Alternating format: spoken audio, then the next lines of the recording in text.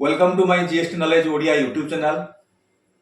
एही वीडियो रे हम आलोचना करिबा जे new cash transaction limit after 2025 budget जो मैक्सिमम केस ट्रांजैक्शन केते आपण माने करि परिबे से बाबद रे आलोचना करिबा। आपनकर सेविंग अकाउंट थाउ बा करंट अकाउंट थाउ कोन 2025 मसिया रे जो बजेट पास हेछि तार कोन न्यू केस ट्रांजैक्शन लिमिट अछि से बाबद रे आलोचना करिबा। इनकम टैक्स रूल्स रही केस डिपोजिट केस विथड्रॉ से बाबद आलोचना करवा। जे प्रथम आम आलोचना करवा जे केस विथड्रॉ बा डिपोजिट आपनकर सेविंग अकाउंट जो सेविंग अकाउंट आपनकर आपण माने खोलिचंती आपनकर गोटे थाउ बा मल्टी सेविंग अकाउंट थाउ आपनकर नारे जे केते केस रो ट्रांजैक्शन कले जहा कि इनकम टैक्स रो नजर को आपण माने आसीबे नाही कि आपनकर इनकम टैक्स डिपार्टमेंट तरफ कोनोसी नोटिस आसीबो नाही। आपण जेतले केस डिपोजिट करूचंती बैंक रे सेतबेले आपनकर एटीएम माध्यम रे करूचंती बा आपनकर बैंक को जाई डायरेक्ट आपन कोन करूचंती ना केस डिपोजिट करूचंती। आपण मन रखंतु जेतबेले आपण केस डिपोजिट करूचंती एटीएम द्वारा हो बा आपनकर डायरेक्ट बैंक जाई आपण डिपोजिट करूचंती आपनकर maximum limit 10 lakh maximum limit with in a financial year. आपनकर फाइनेंशियल ईयर भितरे गोटे फाइनेंशियल ईयर भितरे आपनकर 10 लाख टंकार मैक्सिमम आपण कैश डिपोजिट करि परिबे सेविंग अकाउंट क्षेत्र रे डिपोजिट करि परिबे एवं विथड्रॉ क्षेत्र रे मध्य आपण कोन करि परिबे ना 10 लाख टंकार आपनकर कैश विथड्रॉ करि परिबे बैंक रु जाई कैश आकार रे गोटे वर्ष रे। जदि आपण एकाथर के डिपोजिट करछन कैश डिपोजिट करछन ताहले आपण माने जानिथिबे होय तो 2 लाख रु जदि अधिका हबो ताहले इनकम टैक्स नजर को आपण आसीबे। जदि गोटे दिन रे आपण कोन करिवे ना 2 लाख टका रे अधिका कैश डिपोजिट करिवे ताहले आपणकर इनकम टैक्स डिपार्टमेंट को माने आसीबो नजर को जहा इनकम टैक्स रूल्स रहिछि।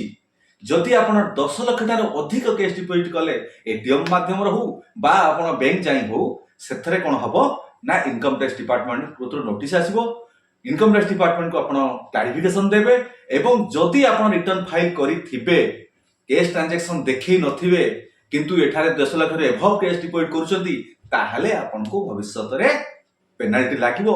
आपनकर इनकम टैक्स डिपार्टमेंट रो जो सब नियम अछि ताहार आपण अंतर्भुक्त हे जिबा जहा कि इनकम टैक्स डिपार्टमेंट आपण एक्शन नबो किपरि ना बैंक को से भली दायित्व दिया हेछि। इनकम टैक्स डिपार्टमेंट तरफ रु बैंक दायित्व पाइछंती जो अकाउंट होल्डर माने सेविंग अकाउंट होल्डर माने जदि 10 लाख रु अधिक कैश डिपोजिट करंती बैंक रो हो बा एटीएम माध्यम रो हो ताहाले कोन करिवो ना बैंक कोन करिवो जे बैंक रे आपण अकाउंट्स खुलिथिबे सेकंड अकाउंट्स से बैंक कोन करिवो ना इमीडिएट इनकम टैक्स डिपार्टमेंट को इनफॉरमेशन दबो कोन कोन दबो ना आपनकर सेविंग अकाउंट रो अकाउंट डिटेल्स एवं पैन कार्ड बाबद रे ट्रांजैक्शन बाबद रे देले कोन करिवो ना इनकम टैक्स डिपार्टमेंट तरफ रु आपण गते कि नोटिस आसीबो। जदि आपनकर रिटर्न फाइल बेले केस रो ट्रांजैक्शन टाको शो करी नथिबे जदि करिथिबे तो क्लासिफिकेशन मागिबे जोटा कि आपण सोर्स ऑफ इनकम ता तबाको आपण बाध्य।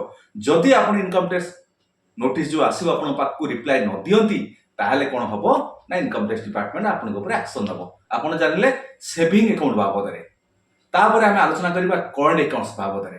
करंट अकाउंट्स रे जो माने ट्रांजैक्शन करूचंती करंट अकाउंट्स को मान करंती ना बिजनेस मान साधारणतः करंती कारण ताकर बहुत गुडा ट्रांजैक्शन सेति पय से करंट अकाउंट्स बैंक रे खुलथांती। सेमान क्षेत्र रे केस डिपोजिट एवं विथड्रॉ क्षेत्र रहिछि 50 लाख।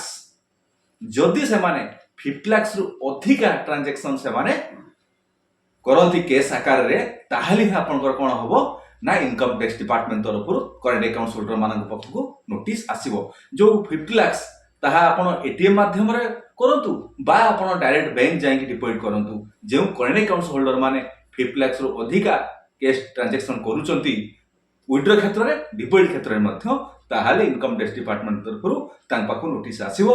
एवं जदि से माने रिटर्न फाइल क्षेत्र रे आईटीआर जो फाइल करूचंती गोटे वर्ष रे मु कहूनी जे 2 वर्ष 3 वर्ष रे गोटे वर्ष रे जदि तांकर 50 लाख रु अधिका केस ट्रांजैक्शन करिथिबे ताहाले ही इनकम टैक्स डिपार्टमेंट नजर को आसीबो एवं इनकम टैक्स डिपार्टमेंट नोटिस करिवो एवं सोर्स ऑफ इनकम मागिवो काहाकू ना करंट अकाउंट होल्डर को। जदि करंट अकाउंट होल्डर माने ताकर सोर्स ऑफ इनकम ठीक से देई न पारिबे एवं आईटीआर फाइल ले से भली किछि देखै नथिबे ताहले ताका उपरे लीगल एक्शन हबो जहाँकि इनकम टैक्स रूल कहे। तेणु इनकम टैक्स रूल अनुसार जो 2025 बजेट पास होईची जहाँकि न्यू केस ट्रांजैक्शन लिमिट आपण निहाती भाव में सतर्क रुहतु जहाद्वारा कि आपण इनकम टैक्स डिपार्टमेंट रो नोटिस जो आसीबो ताहार आपण क्लारिफिकेशन देई परिबे। जदि आपणकर कौनसी प्रकार से भली किछि रहिछि ताहले रिटर्न फाइल बेले आपण ताहाको ठीक करी निहंतु।